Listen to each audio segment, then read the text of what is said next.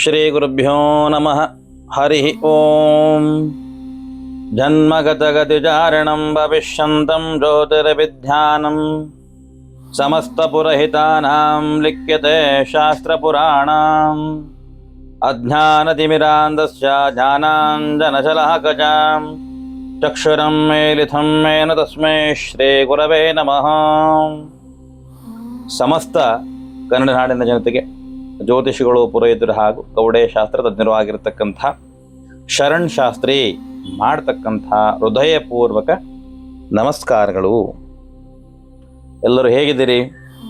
ಚೆನ್ನಾಗಿದ್ದೀರಿ ಅಂತ ಭಾವಿಸ್ತಾ ಇಂದಿನ ಒಂದು ಸಂಚಿಕೆಯನ್ನು ಪ್ರಾರಂಭಿಸೋಣ. ಕಳೆದ ಸಂಚಿಕೆಯಲ್ಲಿ ನಾನು ಮಖ ನಕ್ಷತ್ರದ ಬಗ್ಗೆ, ಅದರ ಚರಣಫಲ ಹಾಗೂ ಬರಬಹುದಂತಹ ಕಂಟಕಗಳು, ಬಾಧೆಗಳ ಬಗ್ಗೆ ಒಂದಿಷ್ಟು ಮಾಹಿತಿಗಳನ್ನು ತಮ್ಮನ್ನು ಹಂಚಿಕೊಂಡಿದ್ದೆ. ಇಂದಿನ ಒಂದು ಸಂಚಿಕೆಯಲ್ಲಿ ಪುಬ್ಬ ನಕ್ಷತ್ರ, ಹುಬ್ಬ ಅಥವಾ ಪುಬ್ಬ ಅಂತ ಹೇಳಿ ಕರೀತಾರೆ.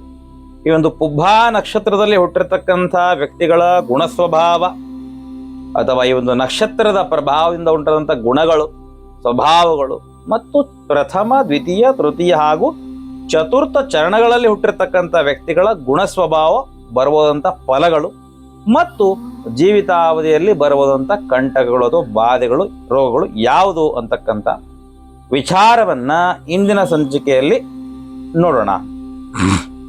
ಪ್ರಥಮವಾಗಿ ಈ ಒಂದು ಪುಬ್ಬ ನಕ್ಷತ್ರದಲ್ಲಿ ಹುಟ್ಟಿರ್ತಕ್ಕಂಥ ವ್ಯಕ್ತಿಗಳ ಸ್ವಭಾವವನ್ನ ನೋಡೋದಾದ್ರೆ ಅತ್ಯಂತ ಧೈರ್ಯಶಾಲಿಗಳಾಗಿರ್ತಕ್ಕಂಥವ್ರು. ಇವರು ಶೂರರಾಗಿರುತ್ತಾರೆ, ಅತ್ಯಂತ ಧೈರ್ಯಶಾಲಿಗಳಾಗಿರ್ತಕ್ಕಂಥವ್ರು. ಯಾವುದೇ ಒಂದು ಕೆಲಸ, ಕಾರ್ಯ, ವಿಚಾರ ಇರಲಿ, ಧೈರ್ಯವಾಗಿ ಆ ಕೆಲಸವನ್ನ ಎದುರಿಸ್ತಕ್ಕಂತಹ ಮನಸ್ಥಿತಿಯನ್ನು ಉಳ್ಕೊಳ್ತಕ್ಕಂಥವ್ರು.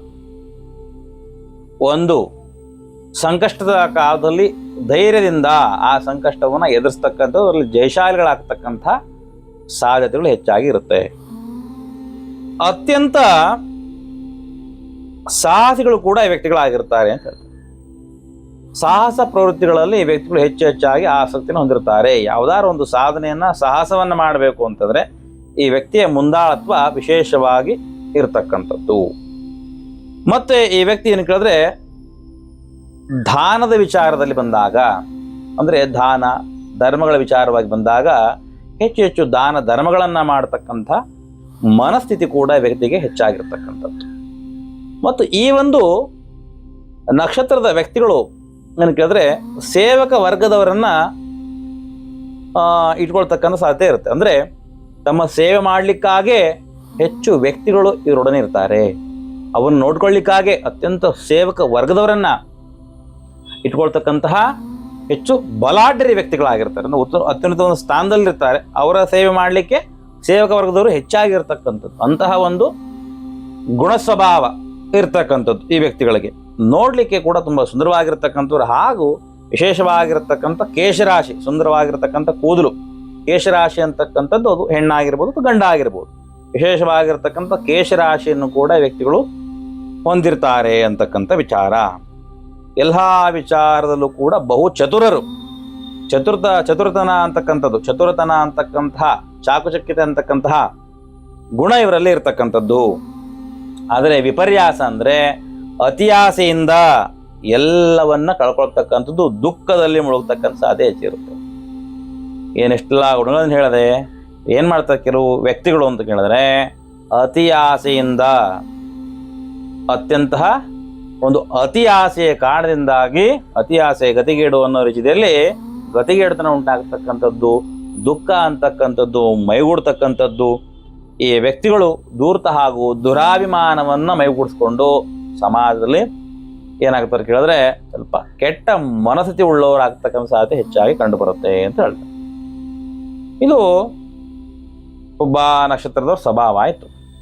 ಇನ್ನು ಪ್ರಥಮ ಚರಣದಲ್ಲಿ ಹುಟ್ಟಿರ್ತಕ್ಕಂಥ ಈ ವ್ಯಕ್ತಿಯ ಸ್ವಭಾವವನ್ನ ನೋಡೋದಾದ್ರೆ ಏನು ಫಲ ಅನುಭವಿಸ್ತಾರೆ ಅಂತ ಹೇಳಿದ್ರೆ, ಈ ವ್ಯಕ್ತಿಗಳು ಪ್ರಥಮ ಚರಣದಲ್ಲಿ ಹುಟ್ಟಿರ್ತಕ್ಕಂಥವ್ರಿಗೆ ಹೆಚ್ಚು ಮಕ್ಕಳನ್ನ ಉಳ್ತಕ್ಕಂಥವ್ರು, ಹೆಚ್ಚು ಸಂತಾನ ಭಾಗ್ಯವನ್ನ ಹೊಂದತಕ್ಕಂಥವ್ರು, ಹೆಚ್ಚು ಮಕ್ಕಳನ್ನ ಹೊಂದತಕ್ಕಂಥ ಸಾಧ್ಯತೆಗಳು ಇರುತ್ತೆ. ಅದೇ ರೀತಿಯಾಗಿ ಏನು ಕೇಳಿದ್ರೆ ಅತ್ಯಂತ ದಯಾಮಯ ಅಂತಕ್ಕಂಥದ್ದು, ಪ್ರೀತಿ, ವಾತ್ಸಲ್ಯ, ದಯಾ, ಕರುಣೆ ಅಂತ ಏನು ಕರಿತೀವಿ ಅದು ಹೆಚ್ಚಾಗಿ ವ್ಯಕ್ತಿಗಳಲ್ಲಿ ಕಂಡು ಬರುತ್ತೆ. ಉತ್ತಮವಾಗಿರ್ತಕ್ಕಂಥ ಗುಣವನ್ನು ಹೊಂದತಕ್ಕಂಥ ಪ್ರೀತಿ, ದಯೆ, ಕರುಣೆ, ಪ್ರೀತಿ ಎಲ್ಲವನ್ನ ಹೊಂದಿಕೊಂಡು ಉತ್ತಮವಾಗಿರ್ತಕ್ಕಂಥ ಗುಣಾಢ್ಯರು ಆಗಿರ್ತಕ್ಕಂಥ ಸದತೆ, ಉತ್ತಮ ಗುಣವನ್ನು ಕೂಡ ಈ ವ್ಯಕ್ತಿಗಳು ಹೊಂದಿರ್ತಾರೆ ಅಂತ ಬರುತ್ತೆ. ದಾನ ಧರ್ಮಗಳನ್ನು ಕೂಡ ಮಾಡತಕ್ಕಂಥ ಕೆಲಸಗಳಲ್ಲಿ ವಿಶೇಷವಾಗಿರ್ತಕ್ಕಂಥ ಆಸಕ್ತಿಯನ್ನು ಹೊಂದಿರತಕ್ಕಂಥವ್ರು, ಸುಖ ಭೋಗವನ್ನ ಅನುಭವಿಸ್ತಕ್ಕಂತಹತೆ ಹೆಚ್ಚಾಗಿ ಕಂಡು ಬರುತ್ತೆ. ಇದು ಪ್ರಥಮ ಚರಣ ಆಯಿತು. ಇನ್ನು ಉಭಾ ನಕ್ಷತ್ರ ದ್ವಿತೀಯ ಚರಣದಲ್ಲಿ ಹುಟ್ಟಿರ್ತಕ್ಕಂಥ ವ್ಯಕ್ತಿಗಳ ಸ್ವಭಾವವನ್ನು ನೋಡೋದಾದ್ರೆ, ಸರ್ಕಾರ ಹುದ್ದೆಗಳಲ್ಲಿ ಅಥವಾ ಸರ್ಕಾರದಿಂದ ಮನ್ನಣೆಗಳನ್ನ ಪಡೆದುಕೊಳ್ತಕ್ಕಂಥದ್ದು, ದೊಡ್ಡ ಸ್ಥಾನದಲ್ಲಿ ಹೋಗ್ತಕ್ಕಂಥದ್ದು, ದೊಡ್ಡ ದೊಡ್ಡ ಜನರಿಂದ ಮನ್ನಣೆಗಳನ್ನ, ಗೌರವಗಳನ್ನ, ಸನ್ಮಾನಗಳನ್ನ ಪಡೆದುಕೊಳ್ತಕ್ಕಂಥ ಸಾಧ್ಯತೆ ಹೆಚ್ಚಾಕೊಂಡು ಬರ್ತಕ್ಕಂಥದ್ದು, ಅತ್ಯಂತ ಉತ್ಸಾಹಶಾಲಿ ಕೂಡ ಇವಾಗಿರ್ತಾರೆ. ಉತ್ಸಾಹವನ್ನು ಕೂಡ ಇರಲಿರುತ್ತೆ. ಕೆಲಸವನ್ನು ಮಾಡ್ಲಿಕ್ಕಾಗಿರ್ಬೋದು, ಕಾರ್ಯವನ್ನು ಮಾಡ್ಲಿಕ್ಕಾಗಿರ್ಬೋದು, ಕೆಲಸವನ್ನು ಮಾಡ್ಲಿಕ್ಕಾಗಿರ್ಬೋದು, ಯಾವಾಗ ಕೂಡ ಉತ್ಸಾಹದಿಂದ ಇರ್ತಾರೆ. ಅತ್ಯಂತ ಬುದ್ಧಿಶಾಲಿಗಳು ಕೂಡ ಆಗಿರ್ತಾರೆ ವ್ಯಕ್ತಿಗಳು. ಆ ಒಂದು ಬುದ್ಧಿವಂತಿಕೆಯಿಂದ ಏನ್ ಮಾಡ್ತಾರೆ ಕೇಳಿದ್ರೆ, ಎಲ್ಲರನ್ನೂ ಕೂಡ ತಮ್ಮ ಒಂದು ವಶಕ್ಕೆ ಅಂದ್ರೆ ಆಕರ್ಷಣೆಗೆ ಒಳಪಡಿಸ್ತಕ್ಕಂಥ ಸಾಧ್ಯತೆ ಹೆಚ್ಚಾಗಿರ್ತಕ್ಕಂಥದ್ದು. ಅದೇ ರೀತಿಯಾಗಿ ಈ ವ್ಯಕ್ತಿಗಳ ಒಂದು ದುಷ್ಟ ಸ್ವಭಾವ ಅಂದ್ರೆ ಸ್ತ್ರೀ ದ್ವೇಷತನ ಅಂತ ಹೇಳ್ತಾರೆ. ಸ್ತ್ರೀ ದ್ವೇಷತನ ಅಂತಂದ್ರೆ ಹೆಣ್ಣು ಮಕ್ಕಳ ಸ್ವಲ್ಪ ದ್ವೇಷ ಮಾಡತಕ್ಕಂಥ ಗುಣ ಇವರಲ್ಲಿ ಇರುತ್ತೆ. ಇದಲ್ಲದೆ ಈ ವ್ಯಕ್ತಿಗಳು ಜಿತೇಂದ್ರಿಯರು ಕೂಡ ಆಗ್ತಕ್ಕಂತಹ ಸಾಧ್ಯತೆ ಹೆಚ್ಚಾಗಿರ್ತಕ್ಕಂಥದ್ದು. ಇದು ಎರಡನೇ ಚರಣದಲ್ಲಿ ಬರತಕ್ಕಂಥ ಒಂದಿಷ್ಟು ಸ್ವಭಾವ ಆಯಿತು. ಇನ್ನು ಪುಬ್ಬಾ ನಕ್ಷತ್ರ ತೃತೀಯ ಚರಣದಲ್ಲಿ ಹುಟ್ಟಿರ್ತಕ್ಕಂಥ ವ್ಯಕ್ತಿಗಳ ಸ್ವಭಾವವನ್ನು ನೋಡೋದಾದ್ರೆ ಏನ್ ಹೇಳ್ತಾರೆ? ಲೆಕ್ಕಾಚಾರ, ಗಣಿತ ವಿಷಯ ಅಂತ ಹೇಳ್ತೀವಿ. ಲೆಕ್ಕಾಚಾರದಲ್ಲಿ ಅತ್ಯಂತ ನಿಪುಣರು ಈ ವ್ಯಕ್ತಿಗಳು. ಪ್ರತಿಯೊಂದನ್ನು ಕೂಡ ಲೆಕ್ಕಾಚಾರದಲ್ಲಿ ಎಳೆದು ತೂಗು ನೋಡಿ ಪರ್ಫೆಕ್ಟ್ ಆಗಿರ್ತಕ್ಕಂಥ ಲೆಕ್ಕವನ್ನು ಹೇಳ್ತಕ್ಕಂಥವ್ರು ಲೆಕ್ಕಾಚಾರದಲ್ಲಿ. ಮತ್ತೇನು ಕೇಳಿದ್ರೆ, ವಿಶೇಷ ಬಂಧುಗಳ ಪ್ರೇಮವನ್ನು ಸಂಪಾದನೆ ಮಾಡ್ಕೊಳ್ತಾರೆ. ಆಪ್ತರು, ಸಂಬಂಧಿಕರು, ಬಂಧುಗಳು ಇವರೆಲ್ಲರನ್ನು ಕೂಡ ವಿಶೇಷವಾಗಿ ಪ್ರೀತಿಯಿಂದ ಕಾಣ್ಕೊಳ್ತಕ್ಕಂಥವ್ರು. ಅವರು ಕೂಡ ಇವರನ್ನ ಪ್ರೀತಿ ಮಾಡತಕ್ಕಂಥ ಸ್ವಭಾವ. ಬಂಧು ಬಾಂಧವರಲ್ಲಿ ಪ್ರೀತಿ, ದಯೆ ಅಂತಕ್ಕಂಥದ್ದು ಹೆಚ್ಚಾಗಿರ್ತಕ್ಕಂಥದ್ದು. ಮತ್ತೇನು ಕೇಳಿದ್ರೆ, ಶಿಲ್ಪಕಲೆಯಲ್ಲಿ ಮತ್ತು ಮಾಡ್ತಕ್ಕಂಥ ಕೆಲಸದಲ್ಲಿ, ಕೆಲಸ ಕಾರ್ಯಗಳಲ್ಲಿ ಏನು ಕೇಳಿದ್ರೆ ಮುಂದಾಳತ್ವ ಹೆಚ್ಚಾಗಿರುತ್ತೆ. ಮಾಡ್ತಕ್ಕಂಥ ಕೆಲಸಗಳಲ್ಲಿ ಮುಂದಾಳತ್ವವನ್ನು ವಹಿಸಿ ನಾಯಕತ್ವ ಗುಣವು ಹೆಚ್ಚಾಗಿರತಕ್ಕಂಥದ್ದು. ಶಿಲ್ಪಕಲೆಯಲ್ಲೂ ಕೂಡ ಉತ್ತಮವಾಗಿರತಕ್ಕಂಥ ಒಂದು ಗುಣ ಇರತಕ್ಕಂಥದ್ದು. ಹಾಗೂ ಕೊಟ್ಟಿರ್ತಕ್ಕಂಥ ಮಾತಿಗೆ, ಯಾರಿಗಾರು ಒಂದು ಮಾತನ್ನು ಕೊಟ್ಟರೆ ಅದನ್ನು 100% ಈಡೇರಿಸ್ತಾರೆ ವ್ಯಕ್ತಿಗಳು. ಕೊಟ್ಟ ಮಾತಿಗೆ ತಪ್ಪದೆ ನಡೀತಕ್ಕಂಥ ಸ್ವಭಾವ.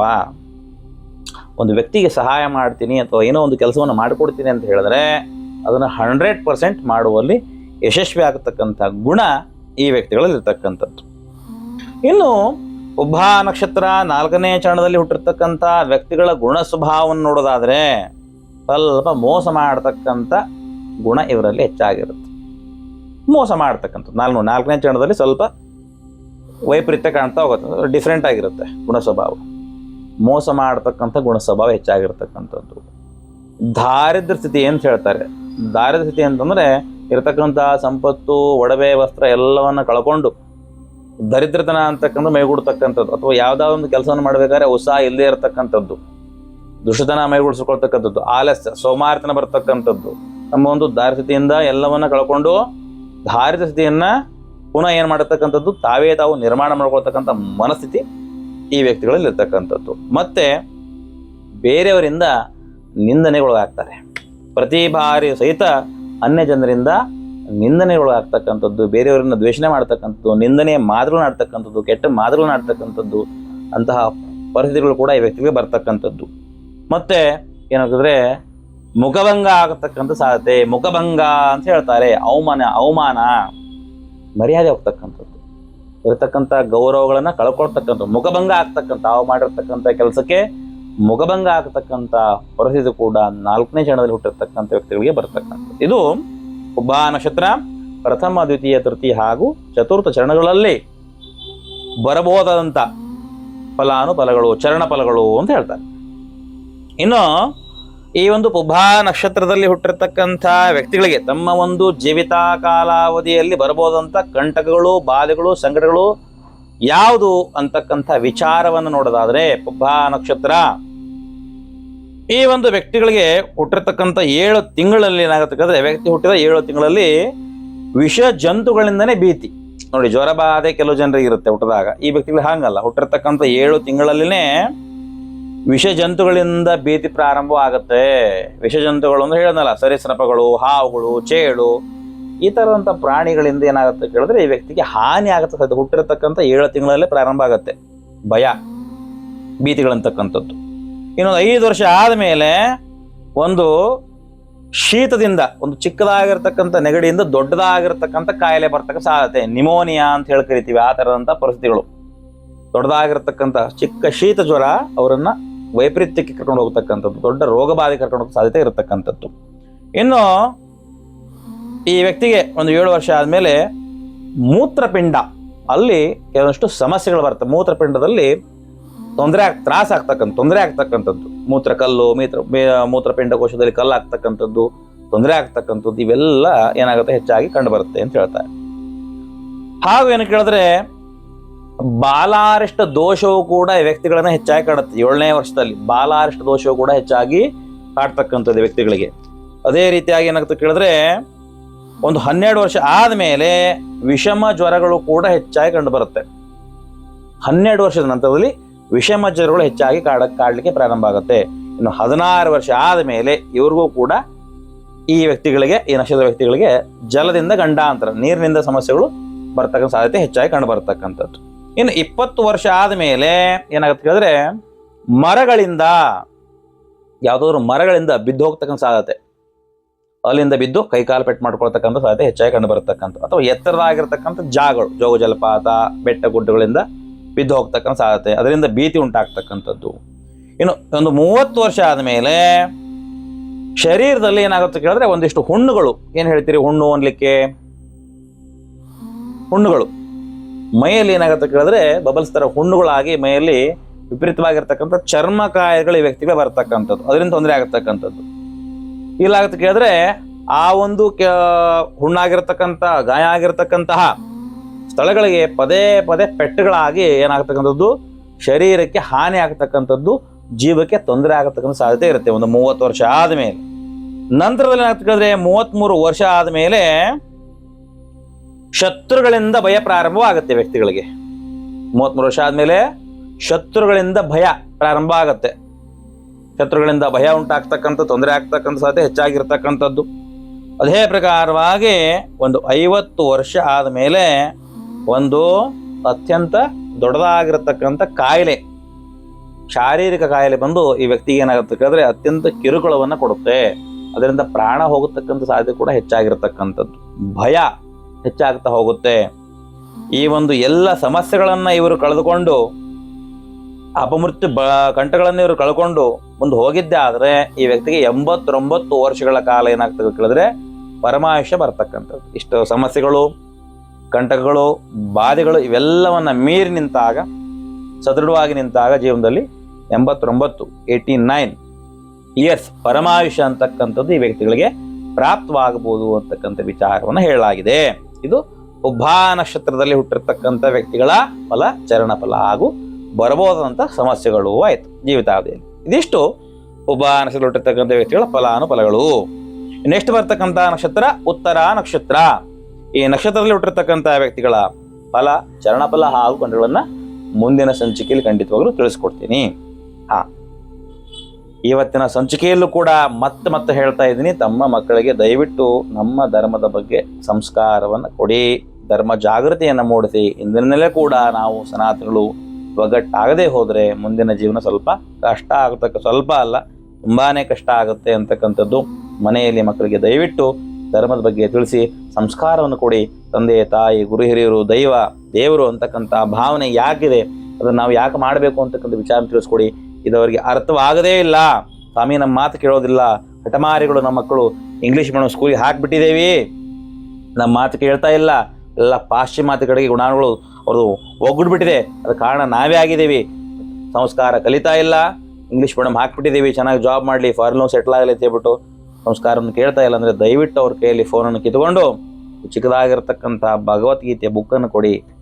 ಜೀವನ ಅದು ಅವ್ರಿಗೆ ಕಲಿಸುತ್ತೆ. ನೀವೇನು ಕಲಿಸ್ಕೊಡೋದು ಬೇಡ, ಬುಕ್ಕನ್ನು ಕೊಡಿ, ಓದ್ಲಿಕ್ಕೆ ಕೇಳಿ. ಅದು ಅವ್ರಿಗೆ ಜೀವನ ಸಾರವನ್ನು, ಮನುಷ್ಯನಾಗಿ ಹುಟ್ಟಿರ್ತಕ್ಕಂಥ ಕಾರಣ ಏನು, ನಾವೆಲ್ಲ ಏನು ಮಾಡ್ತೀವಿ ಅಂತಕ್ಕಂಥ ವಿಚಾರದಲ್ಲಿ ಅತ್ಯಂತ ಸುಲಭ ರೀತಿಯಲ್ಲಿ ಜೀವನದ ಸಾರವನ್ನು ಭಗವಂತ ಶ್ರೀಕೃಷ್ಣ ಪರಮಾತ್ಮ ಭಗವದ್ಗೀತೆಯಲ್ಲಿ ಉಪದೇಶ ಮಾಡಿದ್ದಾನೆ. ಹಾಗಾಗಿ ದಯವಿಟ್ಟು ಅದರ ಮಕ್ಕಳಿಗೆ ಕಲಿಸ್ಕೊಡಿ ಅಂತ ಹೇಳ್ತಾ ನಮ್ಮೆಲ್ಲರೂ ಕೂಡ ಒಳ್ಳೆಯದಾಗಲಿ, ಆ ಸನಾತನ ಧರ್ಮಕ್ಕೆ ಜಯವಾಗಲಿ, ಧರ್ಮದಿಂದಲೇ ವಿಶ್ವಕ್ಕೆ ಶಾಂತಿ ಅಂತಕ್ಕಂಥ ಮಾತನ್ನು ಹೇಳ್ತಾ ಸರ್ವೇ ಜನ ಸುಖಿನೋ ಭವಂತು, ಲೋಕ ಸಮಸ್ತ ಸುಖಿನೋ ಭವಂತು, ಸಮಸ್ತ ಸನ್ಮಂಗಳಾದಿ ಭವಂತು, ಎಲ್ಲರಿಗೂ ಒಳ್ಳೆಯದಾಗಲಿ.